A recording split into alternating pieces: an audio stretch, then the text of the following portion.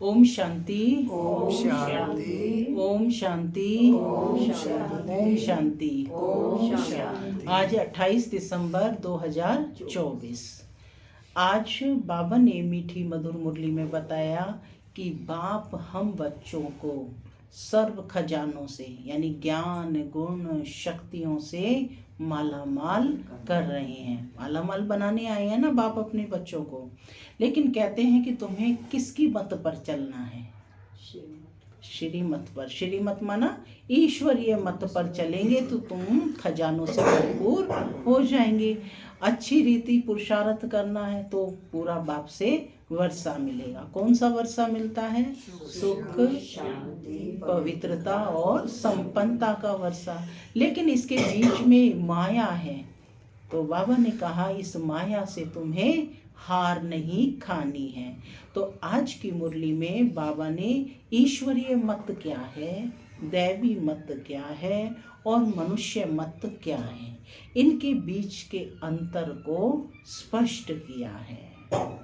सुनते हैं आज के डायरेक्ट ईश्वरीय महावाक्य। ओम शांति। बाबा कहते, मीठे बच्चे, बाप आए हैं तुम्हें सर्व खजानों से माला माल बनाने। बाप आए हैं तुम्हें सर्व खजानों से माला माल बनाने। तुम सिर्फ ईश्वरीय मत पर चलो। तुम सिर्फ ईश्वरीय मत पर चलो। अच्छी रीति पुरुषार्थ कर वर्षा लो।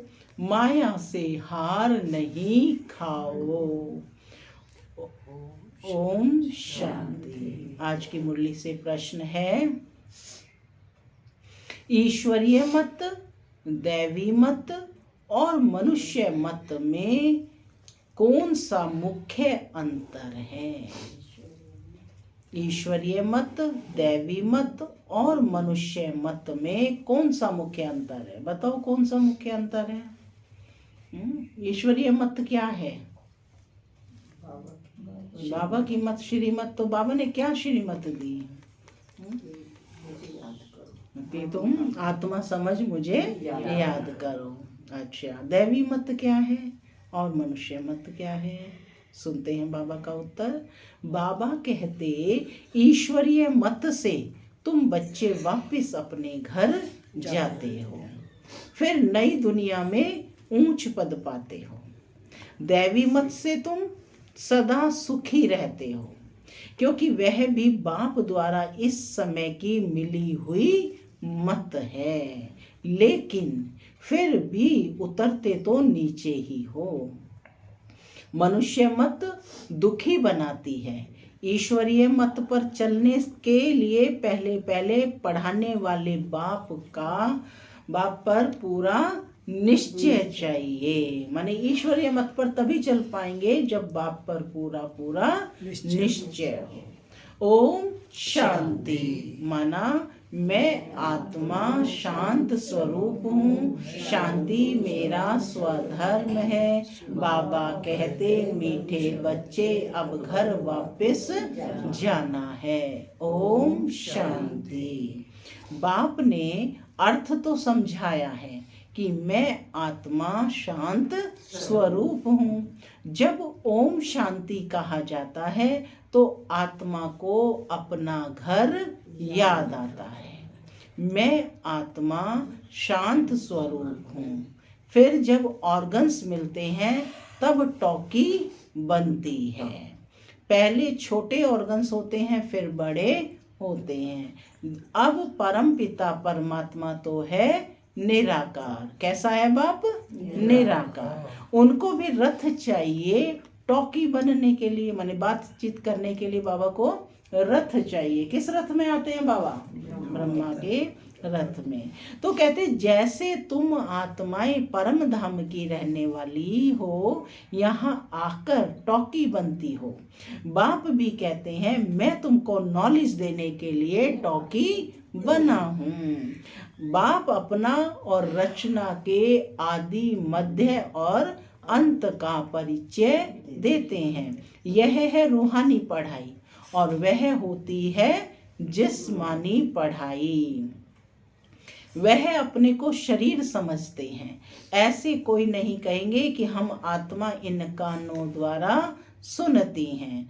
अभी तुम बच्चे समझते हो बाप है पतित पावन, वही आकर समझाते हैं कि मैं कैसे आता हूँ।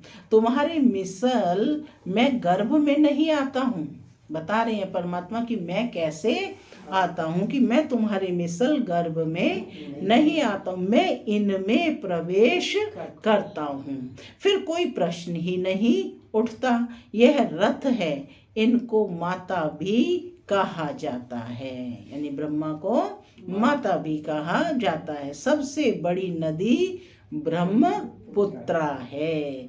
तो यह है सबसे बड़ी नदी। पानी की तो बात ही नहीं है, यह है महानदी।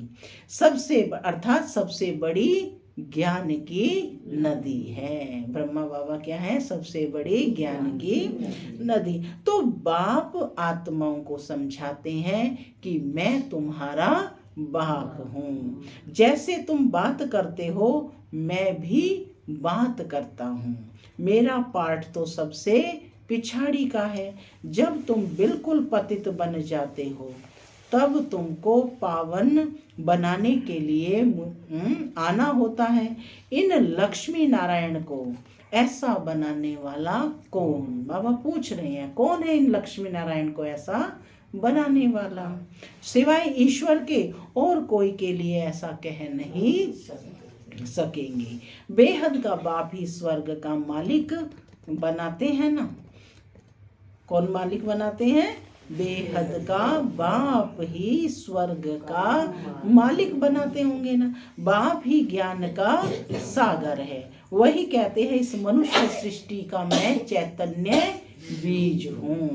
मैं आदि मध्य अंत को जानता हूँ। मैं सत्य हूँ, चैतन्य हूँ, बीज रूप हूँ।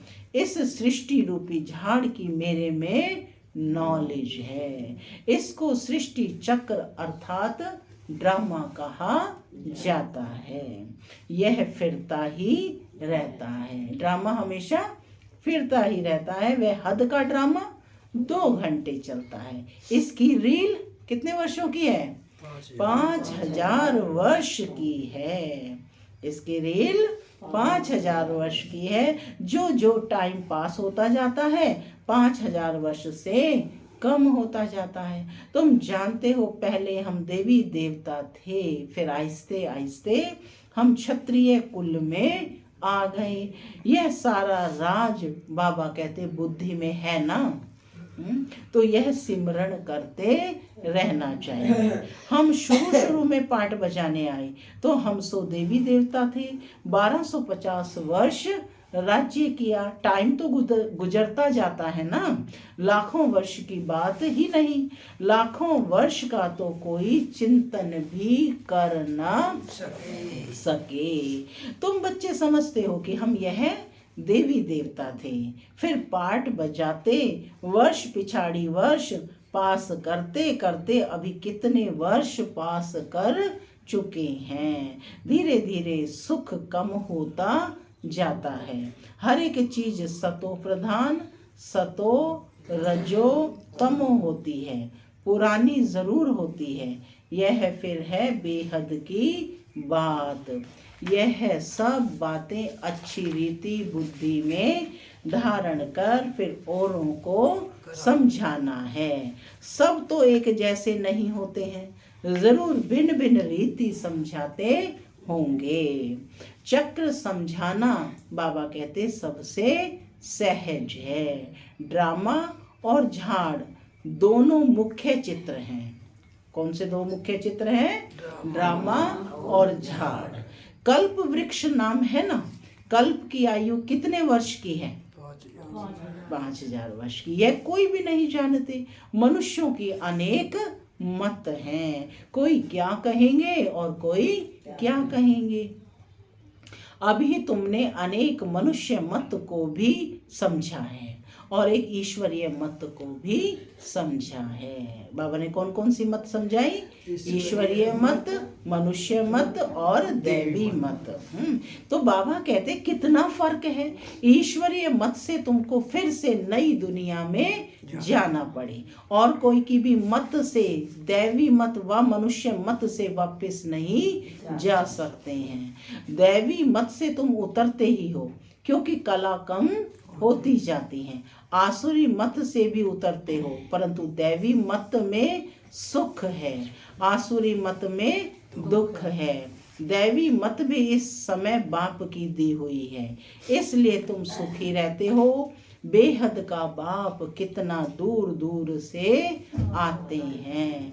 मनुष्य कमाने के लिए बाहर जाते हैं, जब बहुत धन इकट्ठा होता है तो फिर आते हैं। बाप भी कहते हैं मैं तुम बच्चों के लिए बहुत खजाना ले आता हूँ क्योंकि जानता हूँ तुमको बहुत माल दिए थे, है ना। बाबा स्मृति दिला रहे हैं कि 5000 वर्ष पूर्व भी तुमको बहुत माल दिए थे, लेकिन अब तुम कैसे हो गए हो? बिल्कुल कंगाल। आया था ना परसों की मुरली में, बर्थ नॉट ए पैनी, है ना, कोड़ी तुल्य हो गए हो। तो बाबा कहते वह सब तुमने गंवा दिया। तुमसे ही बात करता हूँ कि वो सब तुमने गंवा दिया। तुमसे ही बात करता हूँ कि जिन्होंने प्रैक्टिकल में गंवाया है। 5000 वर्ष की बात तुमको याद है ना? कहते हैं हाँ बाबा, 5000 वर्ष पहले आपसे मिले थे, आपने वर्षा दिया था। अब तुमको स्मृति आई है, बरोबर बेहद के बाप से बेहद का वर्षा लिया था। बाबा आपसे नई दुनिया की राजाई का वर्षा लिया था। अच्छा फिर पुरुषार्थ करो। ऐसे नहीं कहो बाबा माया के भूत ने हमको हरा दिया। देह अभिमान के बाद ही तुम माया से हारते हो। लोभ किया, रिश्वत खाई, लाचारी की बात और है। बाबा जानते हैं लोभ के सिवाय पेट पूजा नहीं होगी, हर्जा नहीं। भल खाओ परंतु कहाँ फंस नहीं मरना, फिर तुमको ही दुख होगा। पैसा मिलेगा, खुश हो जाए, खाएंगे, कहाँ पुलिस ने पकड़ लिया तो जेल में जाना पड़ेगा। ऐसा काम नहीं करो, उसका फिर रिस्पॉन्सिबल मैं नहीं हूँ। बाबा पूरी समझानी बच्चों को दे रहे हैं।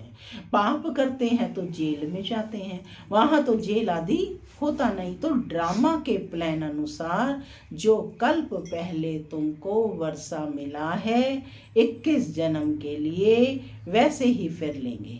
सारी राजधानी बनती है, गरीब प्रजा, साहूकार प्रजा, परंतु वहां दुख होता नहीं। यह बाप गारंटी करते हैं। सब एक समान तो बन ना सकें। सूर्यवंशी, चंद्रवंशी राजाई में सब चाहिए ना। बच्चे जानते हैं कैसे बाप हमको विश्व की बादशाही देते हैं, फिर हम उतरते हैं। स्मृति में आया ना, आया स्मृति में कि कैसे बाप हमें राजाई देते हैं, फिर हम उतरते हैं।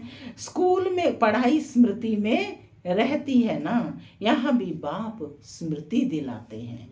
यह रूहानी पढ़ाई दुनिया भर में और कोई पढ़ा ना सके। गीता में भी लिखा हुआ है मन मना भव। इसको महामंत्र, वशीकरण मंत्र कहते हैं, अर्थात माया पर जीत पाने का मंत्र। माया जीते जगत जीत। क्या टाइटल दे रहे हैं बाबा? माया जीते जगत जीत। आज दिन भर इसका अभ्यास करना है। माया जीते जगत जीत। माया 5 विकारों को कहा जाता है। रावण का चित्र बिल्कुल क्लियर है। 5 विकार स्त्री में और 5 विकार पुरुष में। इनसे गधा अर्थात टट्टू बन जाते हैं। इन विकारों से गधा अर्थात टट्टू बन जाते हैं, इसलिए ऊपर में गधे का शीश दिखाते हैं। रावण के ऊपर गधे का शीश दिखाते हैं ना। अब ये तुम समझते हो ज्ञान बगैर हम भी ऐसे थे। बाप कितना रमणीक बैठ समझाते हैं, पढ़ाते हैं। वह है सुप्रीम टीचर। कौन है बाप? Supreme teacher. उनसे जो हम पढ़ते हैं वह फिर औरों को सुनाते हैं। पहले तो पढ़ाने वाले में निश्चय कराना चाहिए। बोलो बाप ने हमको यह समझाया है, अब मानो ना मानो। यह बेहद का बाप तो है ना। श्रीमत ही श्रेष्ठ बनाती है। कौन श्रेष्ठ बनाती है? श्रीमत। श्रीमत क्या है? ईश्वरीय मत। तो श्रेष्ठ नई दुनिया भी जरूर चाहिए ना। अभी तुम समझते हो कि हम किचड़े की दुनिया में बैठे हैं, दूसरा कोई समझ ना सके। वहां हम बहिष्ठ स्वर्ग में सदा सुखी रहते हैं, यहाँ नरक में कितने दुखी हैं। इसको नरक कहो, वह विषय वैतरणी नदी कहो। पुरानी दुनिया छीछी है। अभी तुम फील करते हो कि कहाँ सतयुग स्वर्ग और कहाँ कलयुग नरक। स्वर्ग को कहा जाता है वंडर ऑफ वर्ल्ड। त्रेता को ऐसा नहीं कहेंगे। यहाँ इस गंदगी दुनिया में रहने में मनुष्यों को कितनी खुशी होती है। विष्टा के कीड़ों को भ्रमरी भूं भूं कर आप समान बनाती है। तुम भी किचड़े में पड़े हुए थे, मैंने आकर भूं भूं कर तुमको कीड़े से, कीड़ा मना अर्थात शूद्र से ब्राह्मण बनाया है। कौन बैठे हो सब? ब्राह्मण। अभी तुम डबल सिर ताज बनते हो, तो कितनी खुशी रहनी चाहिए। पुरुषार्थ भी पूरा करना चाहिए। बेहद का बाप समझानी तो बहुत सहज देते हैं, दिल से लगता भी है। बाबा सच सच कहते हैं। इस समय सभी माया की दुबन में फंसे हुए हैं। बाहर का शो कितना है। बाबा समझाते हैं, हम तुमको दुबन से आकर बचाते हैं, स्वर्ग में ले जाते हैं। स्वर्ग का नाम सुना हुआ है, अभी स्वर्ग तो है नहीं, सिर्फ यह चित्र है। यह स्वर्ग के मालिक कितने धनवान थे। भक्ति मार्ग में भल रोज मंदिरों में जाते थे, परंतु यह ज्ञान कुछ नहीं था। अभी तुम समझते हो भारत में आदि सनातन देवी देवता धर्म था। इन्हों का राज्य कब था यह किसी को पता नहीं है। देवी देवता धर्म के बदले अब फिर हिंदू हिंदू कहते रहते हैं। शुरू में हिंदू महासभा का प्रेसिडेंट आया था, बोला हम विकारी असुर हैं, अपने को देवता कैसे कहलाएं। हमने कहा अच्छा आओ तो तुमको समझाएं। देवी देवता धर्म की स्थापना फिर से हो रही है। हम तुमको स्वर्ग का मालिक बना देंगे, बैठकर सीखो। बोलो दादाजी फुर्सत कहाँ? फुर्सत नहीं तो फिर देवता कैसे बनेंगे। ये पढ़ाई है ना, बेचारों की तकदीर में नहीं था, मर गया। ऐसे भी नहीं कहेंगे कि वह कोई प्रजा में आएगा, नहीं, ऐसे ही चला आया था। सुना था यहाँ पवित्रता का ज्ञान मिलता है, परंतु सतयुग में तो आ ना सके, फिर भी हिंदू धर्म में ही आएंगे। तुम बच्चे समझते हो माया बड़ी प्रबल है, कोई ना कोई भूल कराती रहती है। कभी कोई उल्टा सुल्टा पाप हो तो बाप को सच्ची दिल से सुनाना है। रावण की दुनिया में पाप तो होते रहते ही हैं। कहते हैं हम जन्म जन्मांतर के पापी हैं। ये किसने कहा? कौन कह रहा है? ये आत्मा कह रही है। आत्मा कहती है बाप के आगे या फिर देवताओं के आगे। अभी तो तुम फील करते हो बरोबर हम जन्मांतर के पापी थे। रावण राज्य में पाप जरूर किए हैं, अनेक जन्मों के पाप तो वर्णन नहीं कर सकते हो।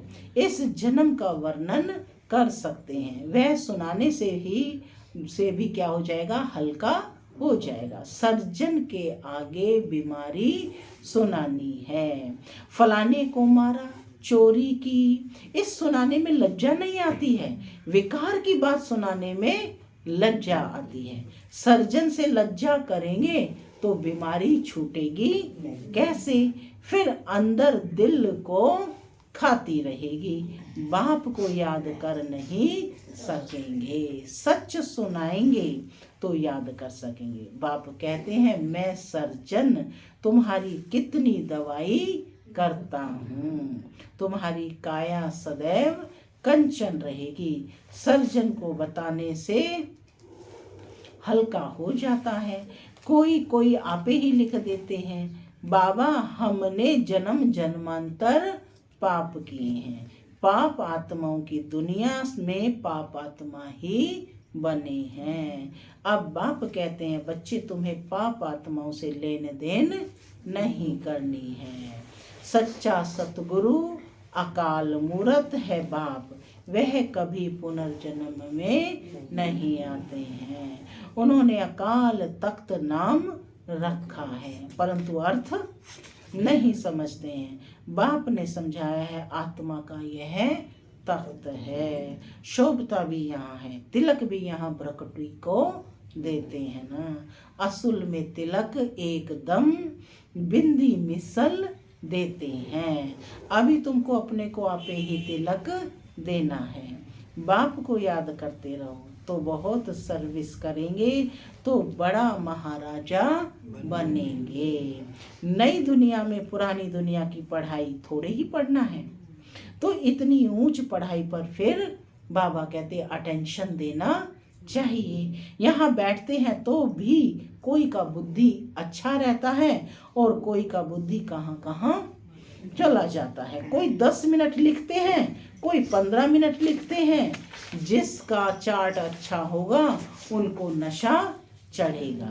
बाबा इतना समय हम आपकी याद में रहे, 15 मिनट जास्ती से जास्ती कोई लिख नहीं सकते, बुद्धि इधर उधर भागती है। अगर सब एक रस हो जाएं तो फिर बाबा कहते कर्मातीत अवस्था हो जाए। बाप कितनी मीठी मीठी लवली बातें सुनाते हैं। ऐसे तो कोई गुरु ने नहीं सिखाया। गुरु से सिर्फ एक थोड़े ही सीखेगा, गुरु से तो हजारों सीखे ना। सतगुरु से तुम कितने सीखते हो। यह माया को वश करने का मंत्र, कौन सा मंत्र? मन मना भाव। माया 5 विकारों को कहा जाता है, धन संपत्ति को कहा जाता है। लक्ष्मी नारायण के लिए कहेंगे इन्हों के पास बहुत संपत्ति है। लक्ष्मी नारायण को कभी माता पिता नहीं कहेंगे। आदि देव आदि देवी को जगत पिता जगत अम्बा कहते हैं। क्या कहा? आदि देव और आदि देवी। आदि देव कौन? ब्रह्मा बाबा और आदि देवी सरस्वती को जगत पिता और जगत अम्बा कहते हैं। इनको नहीं, यह स्वर्ग के मालिक हैं। माने लक्ष्मी नारायण तो स्वर्ग के मालिक हैं। अविनाशी ज्ञान धन लेकर हम इतने धनवान बने हैं। अम्बा के पास अनेक आशाएं लेकर जाते हैं, लक्ष्मी के पास सिर्फ धन के लिए जाते हैं। सभी मनोइच्छाओं को पूर्ण करने वाली कौन है? अम्बा है ना, जगत अम्बा को कहते हैं। हाँ, तो कहते बाबा कहते अम्बा के पास हम अनेक आशाएं लेकर जाते हैं, लक्ष्मी के पास सिर्फ धन के लिए जाते हैं और कुछ नहीं। तो बड़ी कौन हुई? अम्बा हुई ना। यह किसी को पता नहीं है कि अम्बा से हमें क्या मिलता है, लक्ष्मी से हमें क्या मिलता है। लक्ष्मी से सिर्फ धन मांगते हैं, अम्बा से तुमको सब कुछ मिलता है। अम्बा का नाम जास्ती है क्योंकि माताओं को दुख भी बहुत सहन करना पड़ा है, तो माताओं का नाम जास्ती होता है। अच्छा, फिर भी बाप कहते हैं बाप को याद करो तो पावन बन जाएंगे। चक्र को याद करो, दैवी गुण धारण करो, बहुतों को आप समान बनाओ। गॉड फादर के तुम स्टूडेंट हो। कौन हो? गॉड फादर के तुम स्टूडेंट हो, यानी गॉडली स्टूडेंट हो। कल्प पहले भी बने थे, फिर अब भी वही एम ऑब्जेक्ट है। यह है सत्य नर से नारायण बनने की कथा। अच्छा, मीठे मीठे सिक्के लधे बच्चों प्रति माता पिता बाप दादा का याद प्यार और गुड मॉर्निंग। रूहानी बाप की रूहानी बच्चों को नमस्ते। नमस्ते। हम रूहानी बच्चों की रूहानी माता पिता बाप दादा को याद प्यार गुड मॉर्निंग और नमस्ते। नमस्ते। सदा रहो हंसते, बनो फरिश्ते, चलो परम धाम के रास्ते। धारणा के लिए मुख्य सार। पहला, अपनी बीमारी सर्जन से कभी भी छिपानी नहीं है। माया के भूतों से स्वयं को बचाना है। अपने को राज तिलक देने के लिए सर्विस जरूर करनी है। अपने को राज तिलक देने के लिए सर्विस जरूर करनी है। दूसरा पॉइंट है, स्वयं को अविनाशी ज्ञान धन से धनवान बनाना है। स्वयं को अविनाशी ज्ञान धन से धनवान बनाना है। अब पाप आत्माओं से लेन देन नहीं करनी है। अब पाप आत्माओं से लेन देन नहीं करनी है। पढ़ाई पर पूरा पूरा अटेंशन देना है। पढ़ाई पर पूरा पूरा अटेंशन देना है। आज का वरदान है, इस कल्याणकारी युग में सर्व का कल्याण करने वाले प्रकृति जीत माया जीत भव। इस कल्याणकारी युग में सर्व का कल्याण करने वाले प्रकृति जीत माया जीत भव। संगम युग को कल्याणकारी युग कहा जाता है। इस युग में सदा ये स्वमान याद रहे कि मैं कल्याणकारी आत्मा हूँ। मेरा कर्तव्य है पहले स्वयं का कल्याण करना, फिर सर्व का कल्याण करना। मनुष्य आत्माएं तो क्या, हम प्रकृति का भी कल्याण करने वाले हैं। इसलिए प्रकृति जीत माया जीत कहलाते हैं। जब आत्मा पुरुष प्रकृति जीत बन जाती है, जब आत्मा पुरुष प्रकृति जीत बन जाती है तो प्रकृति भी सुखदायी बन जाती है। प्रकृति व माया की हलचल में आ नहीं सकते। उन्हों पर अकल्याण के वायुमंडल का प्रभाव पड़ नहीं सकता। स्लोगन है, एक दूसरे के विचारों को सम्मान दो तो माननीय आत्मा बन जाएंगे। एक दो के विचारों को माने एक दूसरे के विचारों को सम्मान दो तो माननीय आत्मा बन जाएंगे। ओम शांति।